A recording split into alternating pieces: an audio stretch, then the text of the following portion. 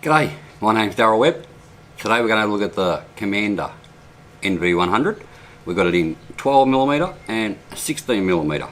Now, this is one's about the 12mm.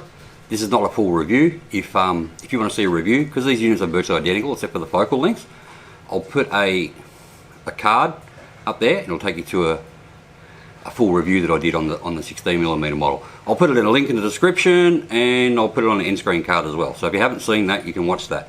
This video is going to show the 12mm model, and I'll put it side by side with the 16mm model in through a scope with maybe some 1/2 mil dots and say 50 meters, and you can see the difference, that the focal difference, how much zoom they have. You can actually see for real how much it'll affect your scope.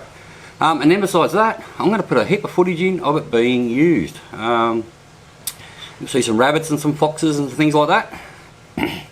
I've been lucky enough to have had this one for a few months now, and I've used it heaps. This one is a more recent addition. I haven't used it as much, but I've been happy with both of them. So sit down and check out some of this hunting footage. Anyway, let's get into that. Okay, this is the audio captured in the NV100 itself. This is the 16mm model. We are looking at currently, there's a beer can out there at 75 meters. The scope we're using is a Nikko Sterling Panamax 3:9, and I thought 75 meters, that's a very typical sort of range that, you know, this type of stuff goes on it, and the 3:9 is pretty common. So here it is at 3 power on the 16mm, and we'll wind it up to 9 power. I'll just refocus that on the scope. So as you can see, that is 9 power with the 16mm model. Alright, next we'll do the 12mm model. Okay, again, now this is the 12mm model, NV100, and that is on the same scope, the Nikko Sterling Panamax 3:9. That's 3 power. I'll zoom that into 9 power. I think that should give you a good comparison between the two, and you can see the difference between the 12mm and the 16mm model. The next footage you're going to see, and again this audio is recorded on the Commander. The next footage you're going to see is all hunting footage. Well, it's all, yeah, nighttime stuff, a little bit of daytime stuff. It's all done with a Hauer 1100 and 22 long rifle, and it's all done with the Nikko. Sorry, no, it's using a Zerotech 3-12. It's done over 2 locations on 3 different nights. The first night was location 1. The next night was location 2, and it was extremely windy. 30 to 40 km/h winds with gusting to 50. Terrible for shooting, but that was what we had. And the last night was more mild conditions, a little bit of wind, but nothing like the first night at that location. Alright, let's watch that.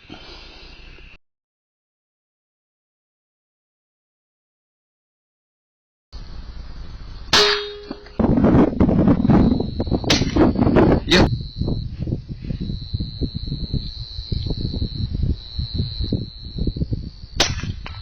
Oh, headshot him.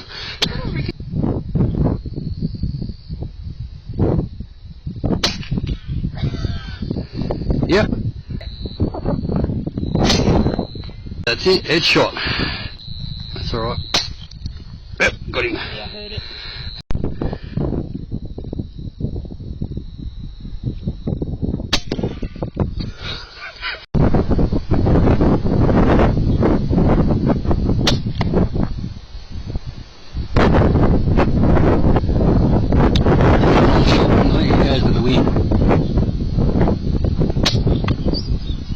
Got him.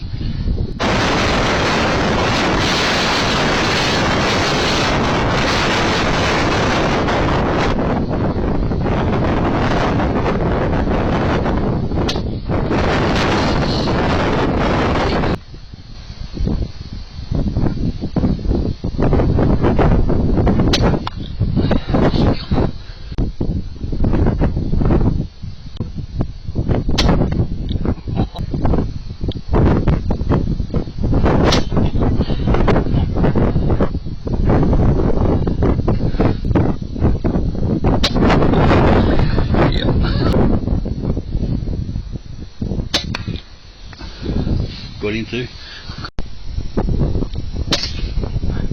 Head.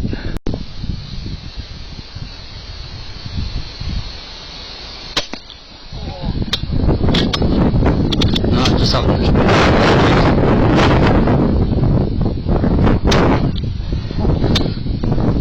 Oh, that one's running. He's getting the f out of there. Right, stop, little fella, stop. He's behind the bushes. I can't see his eyes.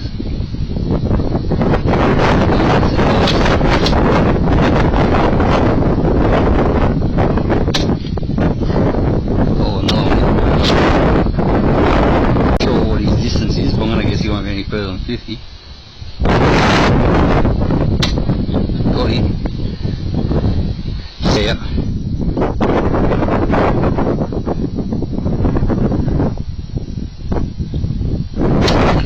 I got him.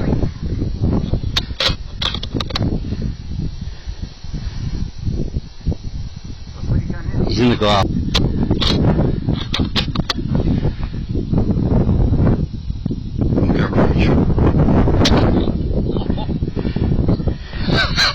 You always hear the headshots, don't you?